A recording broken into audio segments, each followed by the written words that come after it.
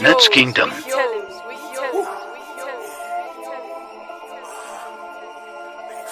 that house, man. I'm back.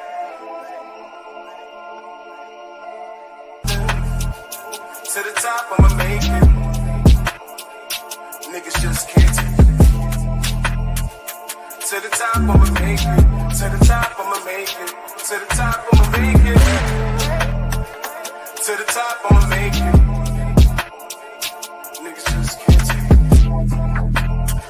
it. Yo, what's good, YouTube? It's your boy AJ. I'm here with Rage and Cypher. Make sure you guys hit that like button, subscribe, follow us. All our Twitters are scrolling at the bottom. Instagram is Nets Kingdom 1. And don't forget to check out our playlist. Go on our channel, click playlist, and you'll see all our latest draft prospects, scouting reports. Check those out if you're not familiar. You want to dive deeper into the draft prospects in 2025. So today, we're going to talk about the surprising, shocking news that got NBA Draft Twitter going crazy right now is the Ace Bailey news. Ace Bailey falling? He's dropping? Let me read what Jonathan Givney, shout out to Jonathan Givney on ESPN. He says here, Ace Bailey's pre-draft workout strategy has perplexed some observers as he has yet to conduct a single known workout to date, having declined invitations from several teams within his draft range. Sources say Bailey's camp has informed interested teams that they believe he is a top 3 player in the draft, but also seeks a clear pathway to stardom, perhaps feeling comfortable that a team will trade up to get him at number 3 or 4 should he drop. Some team questions whether Bailey has received assurances of being selected by a team currently outside the top 5 to a situation deemed more advantageous from a geographic and playing time perspective. So, in summary, Ace, it seems like Ace might have been promised something. He's not going to workouts. Now we're seeing he's leveraging his situation where it makes sense because, he's a top 3 prospect. And in Philly, we've seen these prospects in the past years kind of, go where they want to go. Alex Sarr didn't work out for the Hawks. He wanted, that situation. We've seen Kobe in the past demand, I'm not going to any of this team, only the Lakers. And he gets drafted. We've seen Steve Francis try to, we've seen a lot of players kind of do this during draft time. They want to leverage to where they want to go. So let me ask you guys here, why do you think the internet was just kind of in a frenzy about Ace falling? And then let me say they have him falling to 6 by the Wizards, getting picked by the Wizards. Why do you think? You think it's a mixture of people just being more down on Ace, or is it just the news that we just got? What do you guys think? Why the frenzy is happening? So I guess for starters, right, obviously, to be a player who hasn't even been drafted yet and to kind of demand where you want to go is obviously not going to really get viewed good by the public ever. Yeah. But also, too, kind of Ace Bailey as a player was kind of controversial going into everything. Really good scorer, but you know what I mean, has trouble with almost every other part of you know what I mean, the game, just trying to figure it out. So it was kind of a combination of both things, but Ace Bailey was also a kind of interesting prospect coming into everything. Some people already weren't kind of high on Ace, and now it's just easier to make it hate him. You know what I mean? It's easier to not like him with him not conducting any workouts, and obviously, view him in that high of regard as being a player who hasn't been drafted yet. Yeah, because we see a lot of these interviews where they're asking Ace these questions, and he's like, "I ain't got no weaknesses, bro. I only got 2 strengths. I got more than 2 strengths."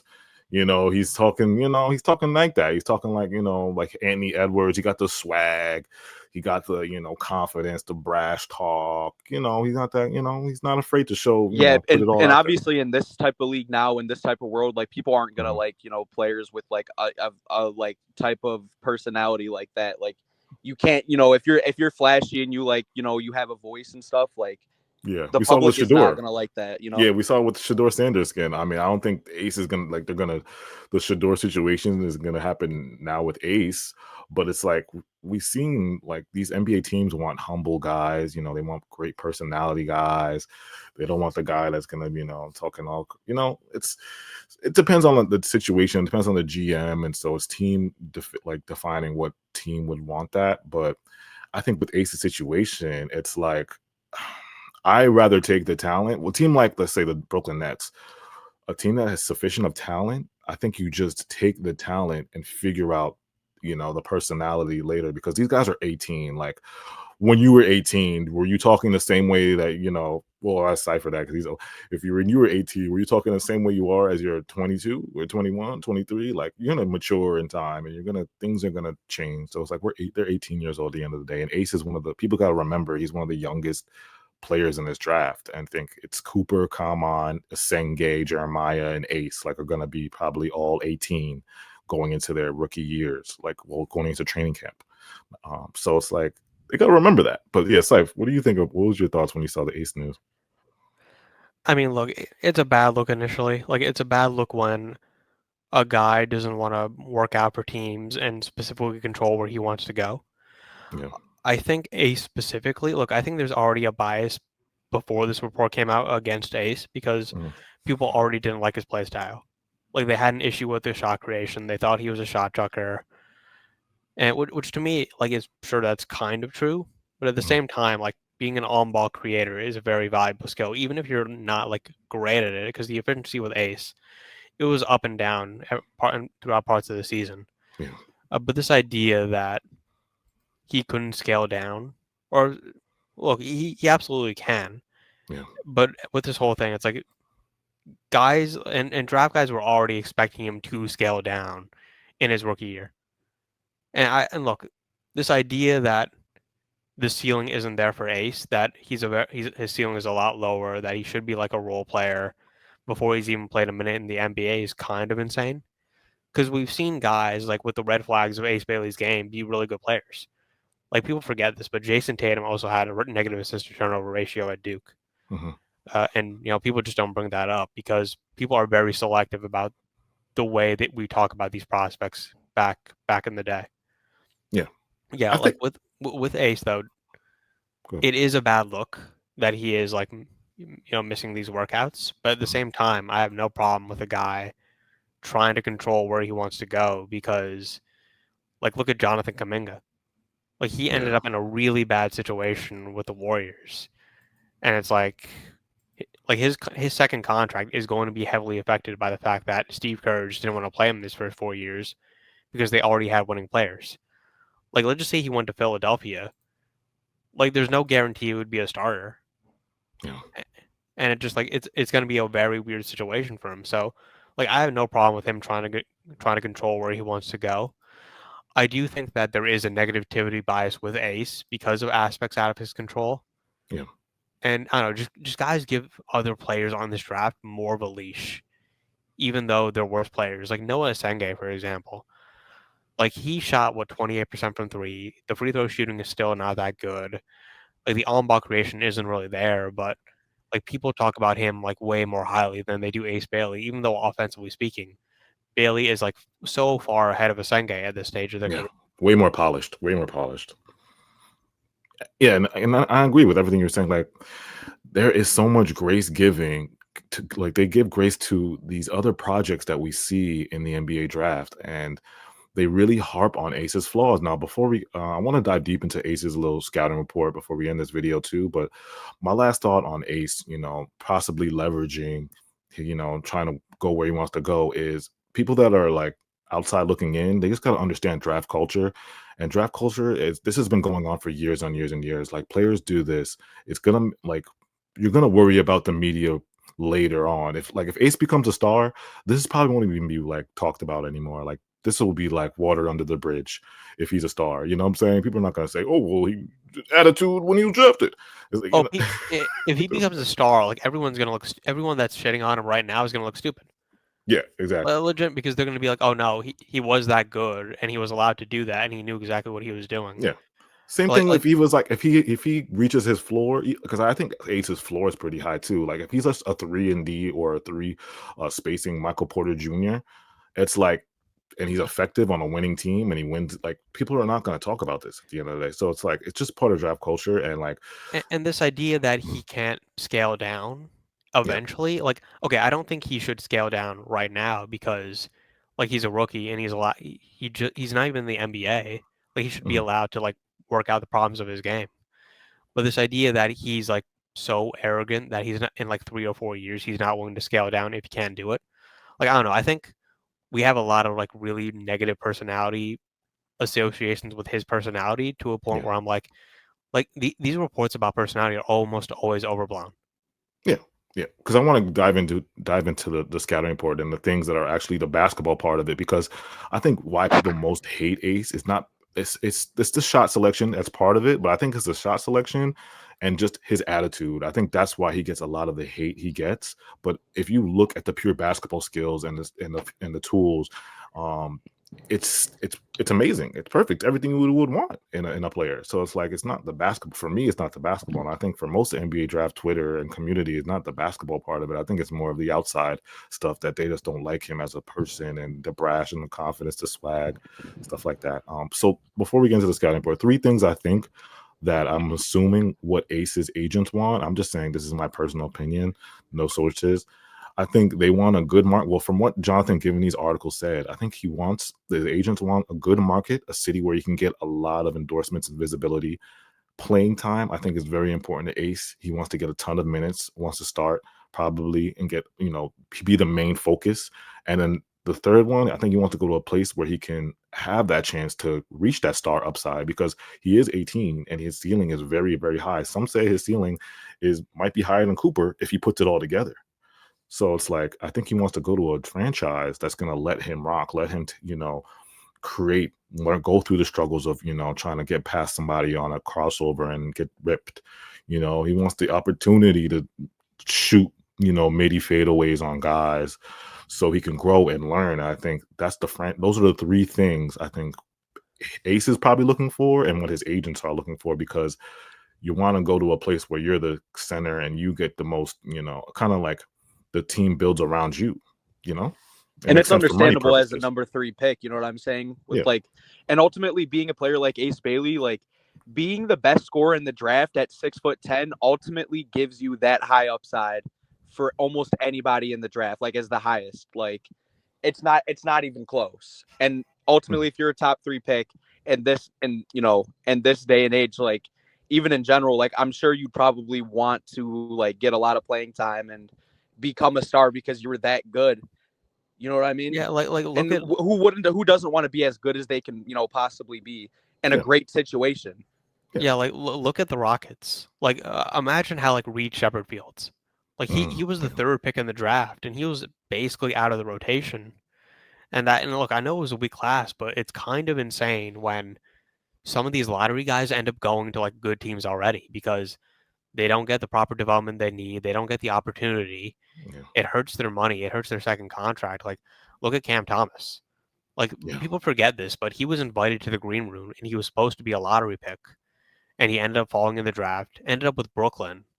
And they just didn't know what to do with him for 2 full seasons. And then year 3, it took him forever to get even on the court. And then he just got hurt. So, and by the way, all these circumstances is now going to affect his second contract. Like Cam Thomas is going to get a lot less money because he got drafted to a team that kind of didn't want him. And so I have no problem with Ace doing the same thing. Like, hey, he wants to go to a team that really wants him, that really values him, and that really bring the best out of his game. So I have no issue. Like, yeah. So next, I want to dive a little bit into the scouting report because we done a ton of scouting reports, but we haven't really re-updated ours on Ace.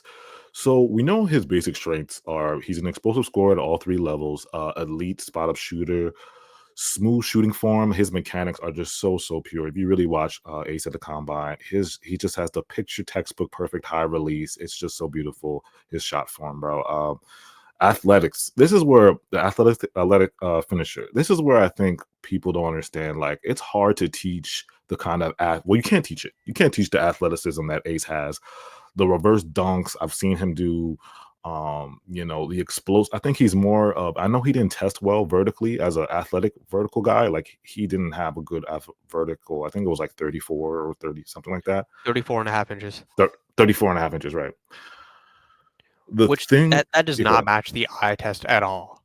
It doesn't because when you watch Ace, I think he's more of a in-game running kind of jump kind of athlete. Like when you watch him in person, the athleticism flies at you. Like you could see the athleticism, him catching alleys, him dunking and catching posters, him blocking shots at the top of the like near the top of the Ace, like rim. okay, like Khan Knuckle has a higher like max vertical.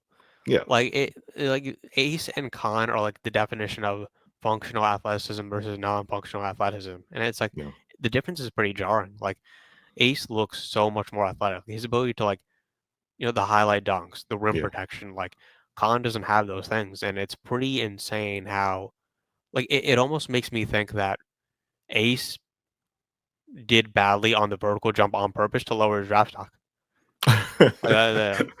It's so crazy though. It's and I know people like going into the combine, they thought Ace was he's gonna be 6'10. He's 6'10. But it's like he got measured at 6'7 and a quarter without shoes on. That's still with shoes on, he's probably close to 6'9. So that's still a decent height for a wing. That's pretty good height. He has positional size at the end of the day. And then he has the 7 foot, I think 7 foot wingspan. Dude, the height thing, like people Mhm. forget how much smaller these NBA players are without the shoes. Yeah. Like Nick Claxton measured 6'10" at the combine without shoes. Yeah, so it's like he still has the positional size. Like I know he's not 6'10, but it's still positional size. Not he's not a short wing, like you know what I'm saying? He has the length. But and then you look at the metrics and you look at like the analyticals, and I think they call Ace a flawed creator, right? Because he's so gifted at scoring, and they call it like the phone booth. He can score in a phone booth, really tight spaces. He can fade away middies, contested threes. He shot, what was it, 43.9% on guarded catch and shoot threes. Ridiculous. Like he is just, you can't really, like, how do you teach that? That's a tough shot makers are hard to teach. The scoring, it's hard to teach that. But it's like they call him a flawed creator because his handle is not good. It's not sufficient enough to create separation. His off the dribble threes, his percentages in the 20s. Um, the defense for me, I think Ace has great defensive upside. Like when I watch Ace, he actually can, when he wants to. This is where he goes up and down with him, but when he wants to, he can sit down in the chair and guard 1 through 4. At least 1 through 4. Like and then his rim protection, I think he averaged 1.2 blocks. Like it was pretty good. Like when I watched him, he's a great weak side rim protector, and then he can sit in the chair and guard at 1 through 4. So it's when he wants to, though. Like I said, it goes up and down during the season, but it's when he wants to. That's why I think he has the athleticism for the defensive upside, because he can switch on the perimeter and guard. So, but they call him a flawed creator because of the handle thing, and I think the handle, the shot selection, and the feel for the game. I think that's the main weaknesses. You guys would assume that with Ace. Side. Yep. Or, And yeah. it makes sense, but ultimately too, when you look Mhm. at some of these weaknesses, like you have to look at it from an overall perspective of like, the team around him. Like Yeah. they didn't even make the tournament, and they had Dylan Harper as well. Like Yeah. that says something. They had really no spacing, and Ace Bailey was kind of in a position to where he almost had to take those tough shots. Yeah. And then the last thing about Ace's weakness is the playmaking too. Like he could be a way better playmaker. Now in high school, he did show more flashes of passing. Like he can make reads, and I've seen Ace make reads before, but it's just not at the sufficient level, like as you want it to be. I really hate that he and by the way, I went to Rutgers. Yeah. I really hate that he went to Rutgers because the system was so bad. Like they were not ready. Like Steve Eichel was not ready for these guys. Yeah. Like he was not ready to like really accommodate Ace or Dylan. The system was a mess. Like and look, Ace Bailey does have like good passing vision. Like I watched him in high school. Like he could Yeah. pass the ball. Yeah. But that skill, like I don't know, it just completely Ace played into his worst tendencies in college, and it's completely like Michael's fault. Because what happens was he just defaulted to Dylan and Ace. Yeah. And then Dylan Harper got hurt, that ankle injury. And then it was just everything went downhill from there. I don't know. Like I understand the problems with the Ace. Look, the free throw shooting was worse than I expected it to be at 69%. Mhm. Negative assist to turnover ratio. Like these are all red flags to his game, but like again, we said this before, like 6'8" without shoes, Mhm. athletic, like functional athleticism, and his ceiling is just so high. I don't know. Like I do, like the guys that hate him, I understand why. Like he does have like huge bust potential. Mhm. Like he could be like a Josh Jackson. He could be I like a think, but I Jabari think Smith. Ace's floor is like Michael Porter. I think that's Ace's floor. And that's not a terrible floor. I know Michael Porter gets a lot of hate, and he's still a champion at the end of the day, and he still had one of 2 or 3 great years with the Nuggets as a really, really high end role player. And I think that's Ace's floor at worst because of the shooting form, the mechanics, the catch and shoot ability. I know he was better guarded than unguarded, but I feel like eventually that mechanics is going to translate and follow through. So he's going to become a knockdown guy at his floor, and that's why I don't understand like the weaknesses and flaws in his game. I feel like are teachable things that you can get better at with development. That's why I think the playing time is so important. And with great development and a great skills development guy in the NBA, like these trainers, they always pay these money and these big bucks. Like it should. The right problem with here's Yeah, the go thing ahead. though. I agree with you. Like his floor is like a really good 3-and-D wing. Yeah. The problem is it's gonna take like years to convince him to do that. Based off the way these reports are going, because look, I think it's fair that Ace Bailey wants opportunity to prove he's a star. But when if he proves he's not a star, then you have to like go through the hurdles of convincing him he's a 3-and-D wing. And you need to ask yourself, is his ego like too big? And look, I don't think it is. Like I think in a couple years, if it doesn't work out, like he's not gonna be like, oh, I'd rather not play basketball than be a 3-and-D wing. No, I think that's idea is ridiculous. But I don't know, it's gonna take like extra convincing with him, in my opinion. And look, is the floor of Ace Bailey worth it? Like I'm not drafting Ace on floor. I'm drafting on ceiling. Like if I wanted high, you're drafting for ceiling. Yeah. if I wanted floor, I draft Concanapple. Yeah, exactly. Yeah. With Ace, look, I saw a report by I believe John Holloway where it was like GMs are scared to not draft Ace Bailey because if they pass on him and he turns into a star, it's going to be like Kobe with the Nets, where when Kobe said, "Hey, he told the Nets, hey, don't draft me or I'll go back to Italy," and then they drafted Kerry Kittles over him, and then Kobe Bryant became Kobe Bryant. And gonna look crazy. And then Nets look like idiots. It was a big mistake. Yeah. It's like when those guys that passed on Michael Jordan, they take I think it was like a big man, they took a center. Or it's like guys, it's like they don't want to be that Blazers team. with Sam Bowie. Sam Bowie, yeah. Well, the Pacers had an excuse. Well, sorry, the Blazers had an excuse because they had like Clyde Drexler already. Yeah, exactly. So it's like you don't want to be that team known in history that passed on the star guy, because Ace's ceiling, if he puts it all together, could be like a Paul George-ish, KD hybrid-ish mix. It could be incredible if he puts everything together. If he fixes his handle and he's able to create separation, get downhill in certain possessions. If he hits the defense, he's locked in on defense. If he fixes the shot selection, over time, he gets a better feel for the game and knows how to make reads, when to shoot and when not to shoot, get his teammates open. If he puts that all together, it would be incredible. So it's like, it's just weird. It's very controversial wing. So let us know in the comments how you guys feel about Ace Bailey. Do you think if the Nets, should they draft him if he falls to 8? Let us know in the comments. Follow us on Twitter. Our Instagram is NetsKingdom1.